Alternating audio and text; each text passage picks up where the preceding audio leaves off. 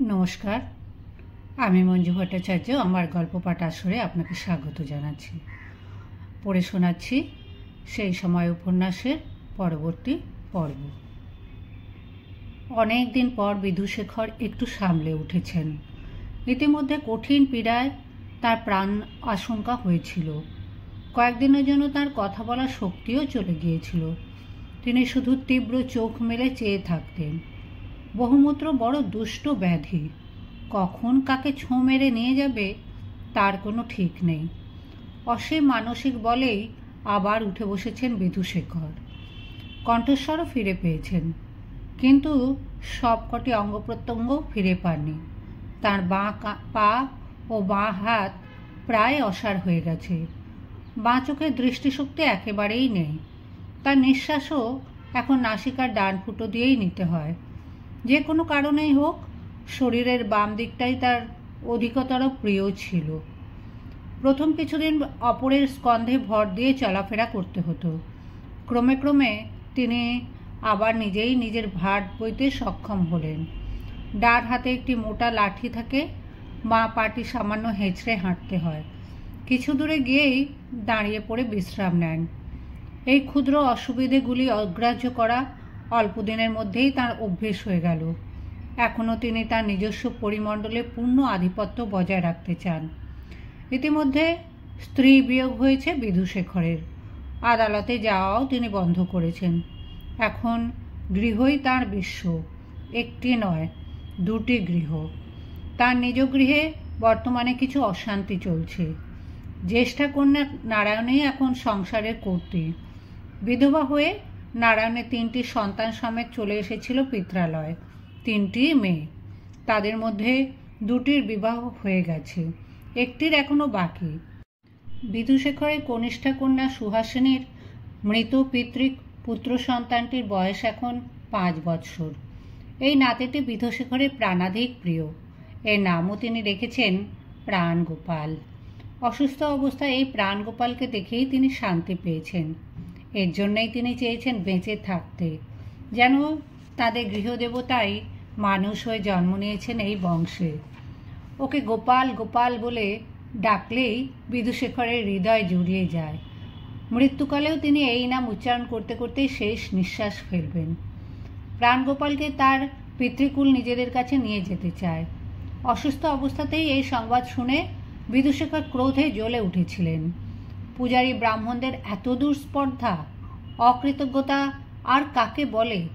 ঘর জামাই করবেন বলেই তিনি গরিব বংশ থেকে একটি সচ্চরিত্র মেধাবী যুবককে বেছে নিয়ে সুহাসিনীর সঙ্গে বিয়ে দিয়েছিলেন। সে সময় তিনি পার্বতীচরণের সংসারে অর্থ সাহায্যও করেছিলেন প্রচুর। আজ সেই পার্বতীচরণের বাপের এত সাহস যে প্রাণগোপালকে বিধুশেখরের কাছ থেকে ছিনিয়ে নিয়ে যেতে চায়। পার্বতীচরণের ভাগ্যে নেই, তাই সে বেঁচে থেকে এ সংসারে সুখ করে যেতে পারল না। কিন্তু সে ছিল এই পরিবারের প্রতিশ্রুত ঘর জামাই, সুতরাং তার পুত্র সন্তানের ওপর তো বিধুশেখরেরই সম্পূর্ণ অধিকার।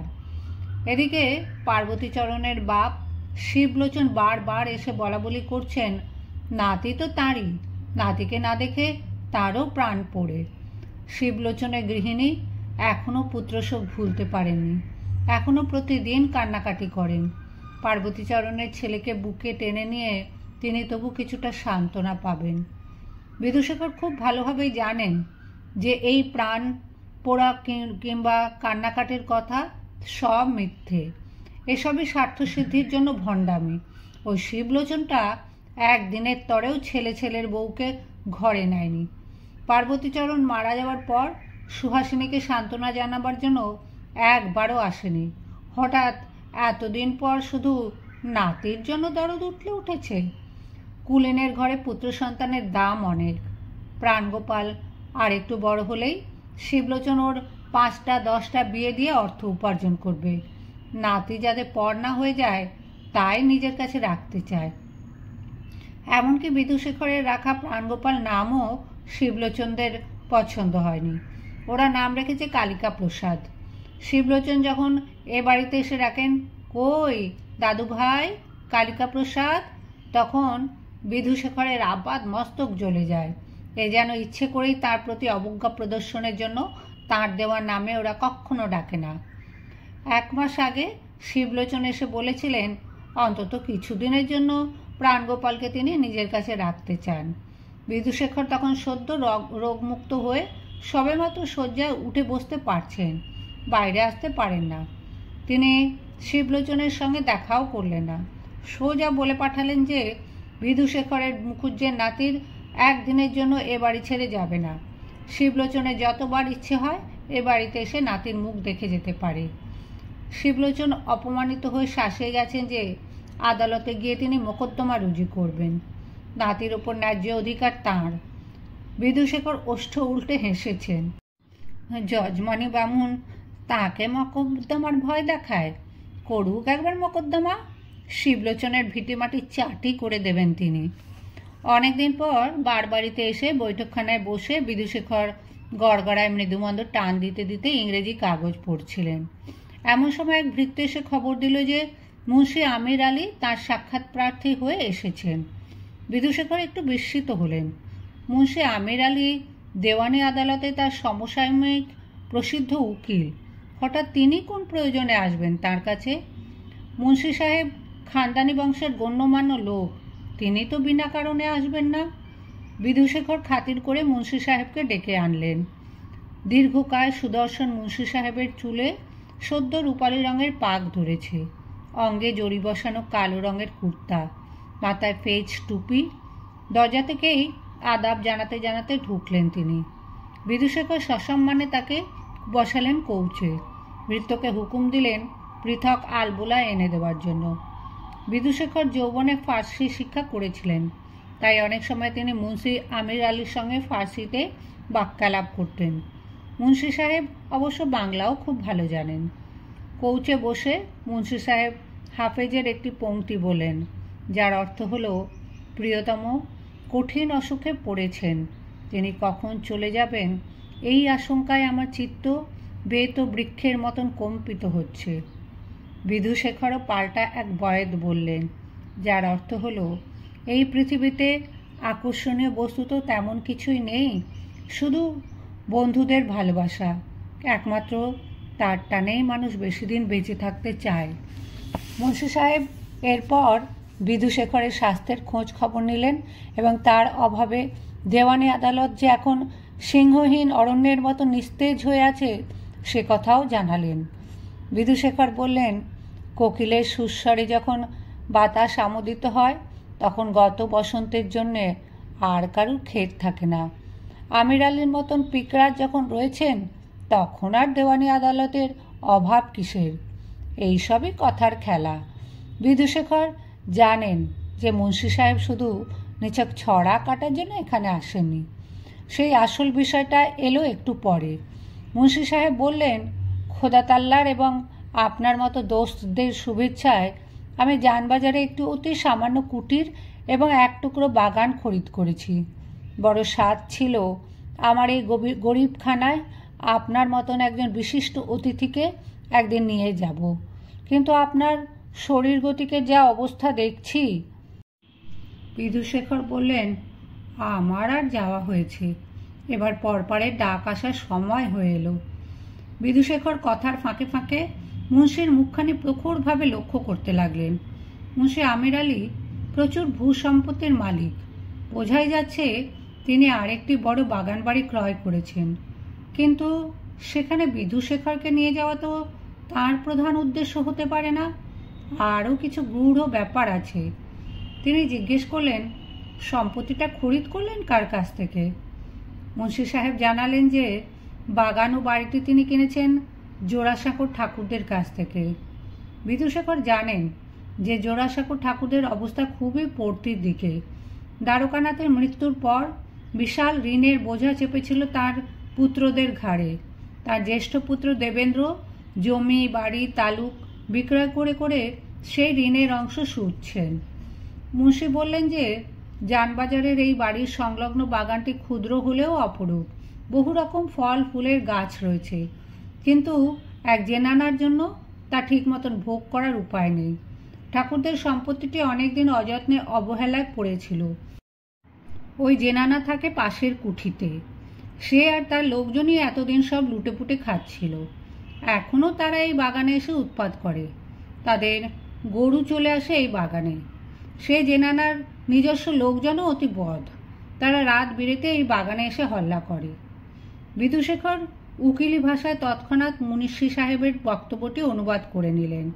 এর প্রাঞ্জল অর্থ হল, মুন্সি আমির আলী তার জানবাজারের সম্পত্তির পাশের বাড়ি জেনানার বাগানটিও গ্রাস করতে চান, কিন্তু এজন্য তার কাছে আসা কেন? মুন্সি সাহেব বলেন, সে জেনানা এক কোষবি। বিধুশেখর শুকনোভাবে বলেন, মুন্সি সাহেব বলেন, ওই কোষবির নামে আমি মামলা দায়ের করতে চাচ্ছি, তাই সে বিষয়ে আপনার কাছে কিঞ্চিত পরামর্শ চাই। বিধুশেখর আমোদহীন হাস্য করে বলেন, পরামর্শ আমার কাছে? আপনি নিজে বিচক্ষণ ধুরন্ধর উকিল, আপনাকে পরামর্শ দেব আমি? মুন্সি সাহেব বলেন, তবা তবা, আপনার তুলনায় আমি? আপনার বুদ্ধির সামান্য এক কন্যা খরচ করলেই বড় বড় মামলার ফয়সলা হয়ে যায়।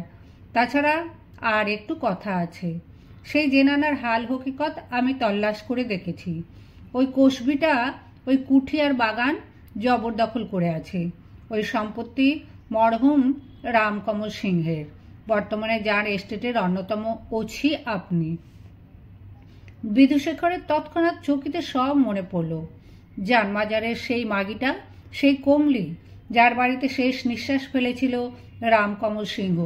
হ্যাঁ ঠিক, সেই বাড়িতে ওই মাগি জোর করে চেপে বসে আছে। বিধুশেখর তাকে উচ্ছেদের চেষ্টাও করেছিলেন এক সময়। এবার উৎসাহিত হয়ে তিনি মুন্সি সাহেবের সঙ্গে আলোচনায় প্রবৃত্ত হলেন। অসুস্থ হয়েও শয্যায় পড়ে থাকা অবস্থায় বিধুশেখর অনেক দিন ও বাড়ির খোঁজ পাননি। জানবাজারের সম্পত্তিটি উদ্ধারের এই তো সুবর্ণ সুযোগ।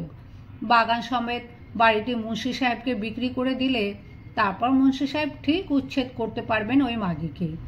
কিছুক্ষণ এই বিষয়ে সলা পরামর্শ হলো। তারপর বিধুশেখর মুন্সি সাহেবকে বললেন যে রামকমল সিংহের বিধবা পত্নীর সঙ্গে আলোচনা করে তিনি তাকে পাকা সংবাদ জানাবেন। মুন্সি আমির আলী চলে যাবার পর বিধুশেখর একটা দীর্ঘ নিঃশ্বাস ফেললেন। তিনি আদালত ছাড়তে চাইলেও মামলা মোকদ্দমা তাকে ছাড়তে চাইছে না। সেদিন অপরাহ্নে বিধুশেখর বাড়ি থেকে বার হলেন। এতদিন পর্যন্ত তিনি নিজ গৃহ থেকে সিংহ সদনে পদব্রজেই যাওয়া আসা করতেন। সামান্যই তো পথ, কিন্তু পায়ে সেরকম আর জোর নেই। তিনি আজ জুড়ি গাড়ি নিয়েই বেরুলেন। ইচ্ছে এই যে ও বাড়িতে একবার দেখা দিয়ে তিনি গড়ের মাঠ থেকে একটু হাওয়া খেয়ে আসবেন। বিধুশেখরকে দেখে সিংহবাড়ির দারোয়ান ভৃত্যরা ব্যস্ত হয়ে উঠল। বেশ কয়েক মাস পরে বিধুশেখরের এখানে আগমন। তিনি তো এখানকার দ্বিতীয় প্রভু। ইতিমধ্যে চেহারার অনেক পরিবর্তন হয়েছে তার। শীর্ণ হয়েছেন, মুখে সেই তেজের আভা নেই, একটি চক্ষু ঘষা কাচের মতন।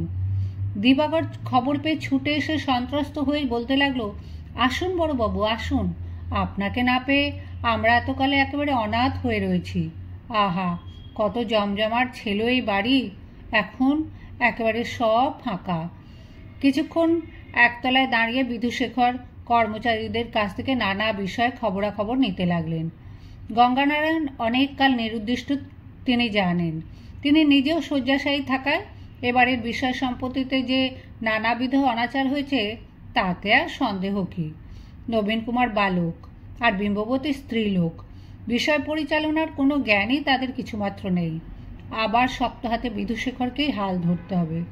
তিনি যতদিন জীবিত আছেন রামকমল সিংহের সম্পত্তির কোনো অনিষ্ট হতে দেবেন না।